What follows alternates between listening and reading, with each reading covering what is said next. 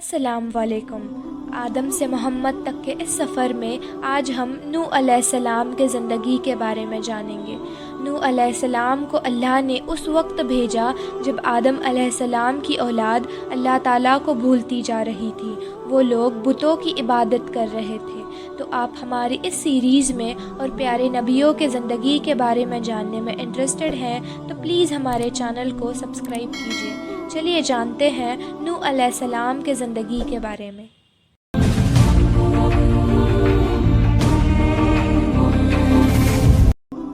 اس وقت لوگوں کی عمر بہت بڑی ہوتی تھی۔ حضرت نوح علیہ السلام 950 سال اپنی قوم کو ہدایت کرتے رہے۔ اے لوگو، صرف ایک اللہ کی عبادت کرو اور میرا کہا مانو، اللہ تعالیٰ تمہارے سارے گناہ بخش دے گا۔ لیکن لوگوں نے نوح علیہ السلام کی باتوں کو کبھی نہیں مانا۔ حضرت نوح علیہ السلام نے ہمت نہیں ہاری۔ وہ بار بار سمجھاتے رہے اور کہتے رہے، اللہ سے معافی مانگو، وہ بڑا معاف کرنے والا ہے۔ وہ تم پر آسمان سے بارش برسائے گا تاکہ تم لوگ خوب اناج پیدا کر سکو، ان میں نہریں پیدا کر دے گا۔ تم کو کیا ہو گیا ہے کہ تم اپنے اللہ کی عبادت نہیں کرتے، اللہ کا کہنا نہیں مانتے؟ حالانکہ اس نے آسمان بنائے، چاند اور سورج بنائے۔ اس نے تم کو مٹی سے پیدا کیا اور پھر اسی مٹی میں تم ایک دن مل جاؤ گے، اور پھر قیامت کے دن اسی مٹی سے وہ تم کو دوبارہ زندہ کر دے گا۔ لیکن لوگوں نے اپنے بتوں کو نہیں چھوڑا اور حضرت نوح علیہ السلام سے کہنے لگے کہ ہم اپنے بتوں کو کبھی نہیں چھوڑیں گے، اور ہم تو تم کو بھی اپنے جیسا ایک عام آدمی مانتے ہیں اور ہم تم کو جھوٹا سمجھتے ہیں۔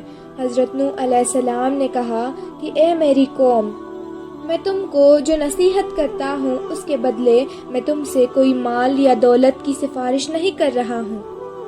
ان کی قوم نے کہا، اے نوح، تم نے ہم سے جھگڑا تو بہت کر لیا۔ اگر تم سچے ہو تو جس عذاب سے تم ہم کو روز ڈراتے ہو وہ لے آؤ۔ حضرت نوح علیہ السلام نے کہا، جب میرا اللہ پاک چاہے گا تو لے آئے گا۔ اللہ تعالیٰ نے نوح علیہ السلام کو حکم دیا، جو لوگ ایمان لائے ہیں ان کے علاوہ کوئی اور ایمان نہیں لائے گا۔ تم غم نہ کرو، ایک کشتی بناؤ۔ حضرت نوح علیہ السلام نے اللہ کے حکم کے مطابق کشتی بنانی شروع کی۔ تو جب ان کے قوم کے سردار ان کے پاس سے گزرتے تو ان کو دیکھ کر ان کا مذاق اڑاتے۔ آخر ایک دن اللہ کا عذاب ان کے وعدے کے مطابق آیا۔ زمین سے پانی نکلنا شروع ہوا، آسمان نے پانی برسانا شروع کر دیا۔ اللہ تعالیٰ نے حضرت نوح علیہ السلام کو حکم دیا کہ سب جانوروں کے ایک ایک جوڑے کشتی میں سوار کر لو، اور جو لوگ تمہارے اوپر ایمان لائے ہیں یعنی مسلمان ہو گئے ہیں ان کو سوار کر لو۔ حضرت نوح علیہ السلام نے اس کشتی میں سوار ہونے والوں سے کہا کہ اللہ تعالیٰ کا نام لے کر اس کشتی میں سوار ہو جاؤ کہ اس کا چلنا اور ٹھہرنا اسی کے ہاتھ میں ہے۔ اللہ تعالیٰ بڑے بخشنے والے ہیں، بڑے مہربان ہیں۔ کشتی ان سب کو لے کر لہروں میں چلی گئی۔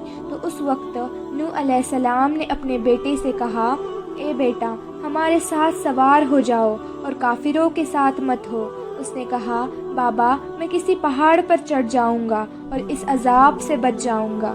حضرت نوح علیہ السلام نے اس سے کہا، آج خدا کے عذاب سے سوائے خدا کے ہمیں کوئی نہیں بچانے والا۔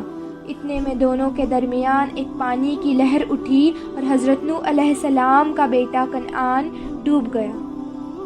اللہ تعالیٰ نے پھر زمین کو حکم دیا، اپنا پانی نگل جا، اور آسمان کو بھی حکم دیا کہ اپنا پانی برسانا بند کر دے، یہاں تک کہ پانی خشک ہو گیا اور تمام کافر دنیا سے ختم ہو گئے۔ حضرت نوح علیہ السلام کی کشتی کوہ جود پر ٹھہری۔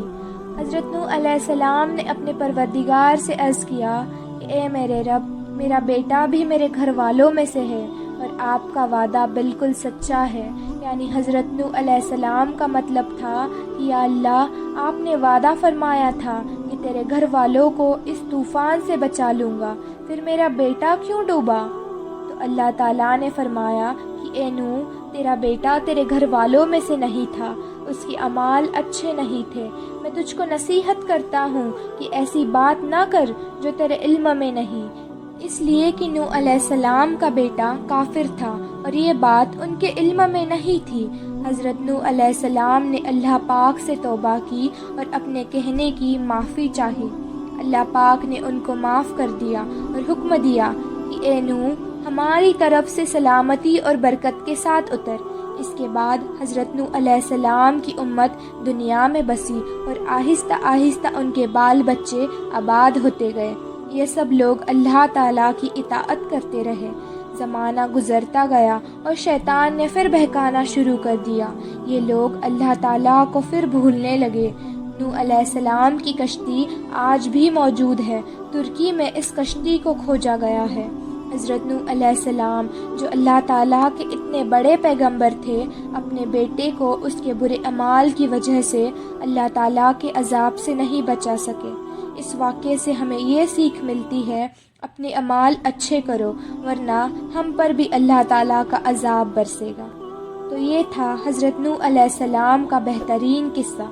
پھر ملتے ہیں آدم سے محمد تک کے سفر میں۔ آپ کو ہماری یہ انفارمیشن کیسی لگی، پلیز ہمیں کمنٹ میں بتائیں۔